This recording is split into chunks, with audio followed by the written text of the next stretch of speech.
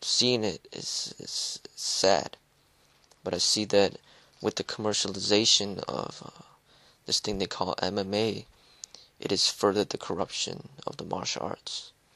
Before the popularity of MMA, they had boxing, kickboxing, Thai boxing, wrestling, and it's well known that those are sports.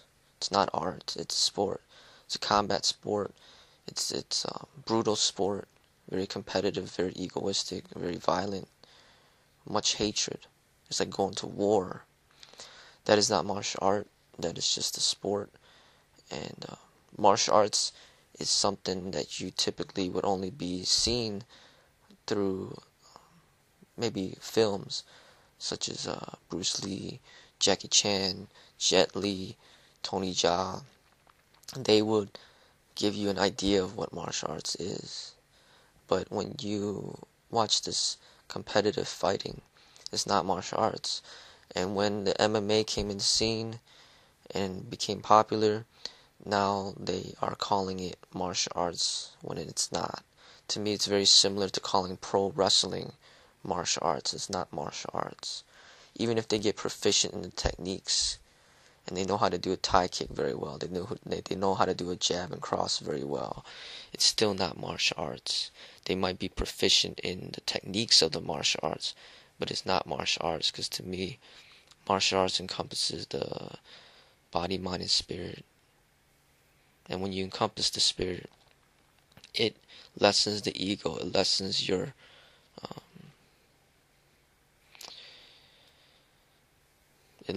your desire to compete and to hurt others. So if there's no element of peace and love and respect, then I see that it's not art. It's not martial arts. It's just sport. And there's a clear difference between art such as a beautiful painting by Picasso, or music, from Beethoven. That's art. But then even like a display in film by Bruce Lee, who's showing them violent techniques but in an artful way, that what he could do to people in real life. He could harm people if he wanted to, but he chooses to direct that energy into film in order to entertain others while watching out for the safety. That is art. That's artful.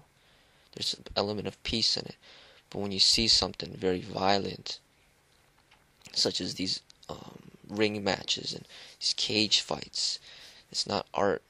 It's just violence that has been approved by the society and legalized violence. And that's not art. It's just violence. And my wife Jenny just reminded me of a movie, Fearless. If you want to get the idea of what I'm speaking of, this movie is very good to convey the idea that I'm speaking about, which is Jet Li in Fearless. The beginning of the movie, he's signing death waivers. He's doing pretty much MMA, but like all the way on the streets to death. That's not martial art. That's just violence, fighting, competition, hatred. As he progressed in the movie, he started to be more respectful. He grew, he became more mature, and started to display his talents in more artful ways. He would watch out for the safety of the people that he would spar with, or the people that he would compete with. He would be recognized, pay attention to their safety, and the safety of himself. But I'd say I'd take it a step above that movie and go beyond the competition completely, and go and pretty much to the point where you don't compete at all. I say that's the highest realm that the martial arts should lead you towards. I'd say that competing with violence and hatred is the absolute beginning level of understanding. Actually, it's not art at all. It's just, that's the beginning phase. But once you get to the phase of where you might compete with friendliness, where you compete with safety in mind, something they might call friendly competition. That may be where that movie is leading you to understand. But then I see that there's another realm that goes beyond that, where there's no competition at all.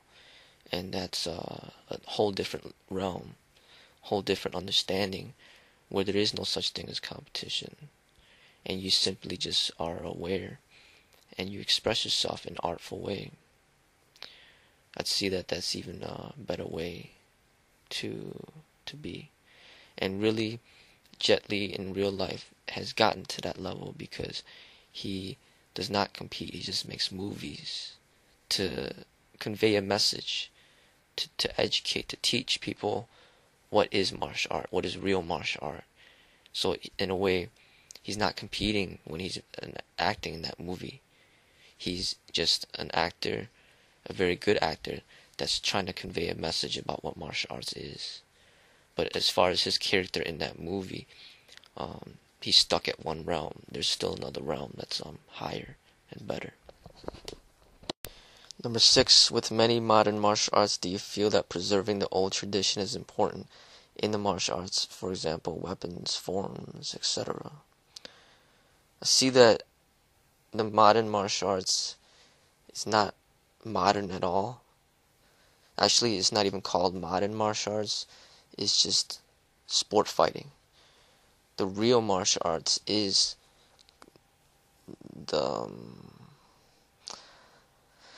I don't even know if you'd call it tradition.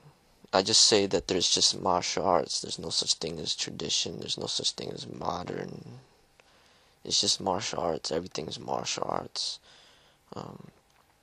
So the tradition, I wouldn't say that. It depends on what you mean by tradition. But I don't see that preserving the tradition is what is important, meaning the forms and stuff like that.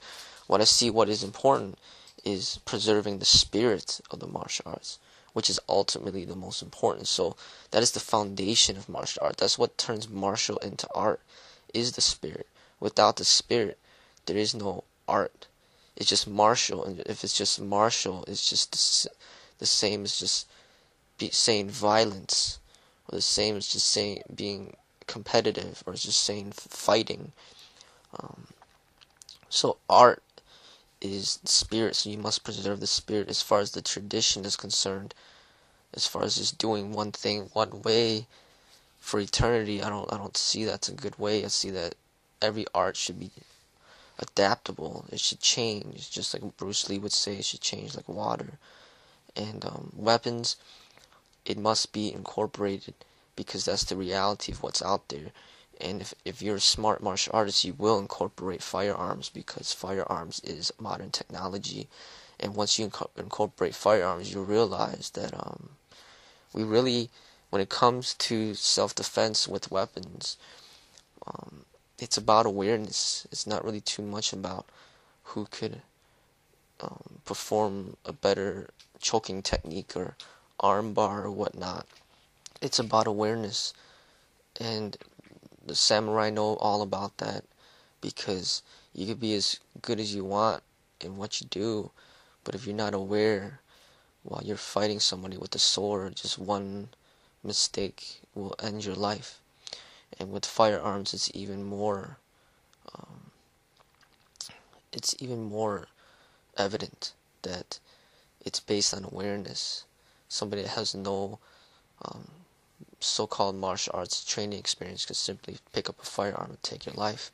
So weapons must be incorporated. If it's not incorporated, then it is stuck in the past. So there's no such thing of calling it modern. It's not modern at all, actually, because it's stuck in the past. It's acting as if there's no weapons in this world when there is weapons. So it's the problem is when a martial art becomes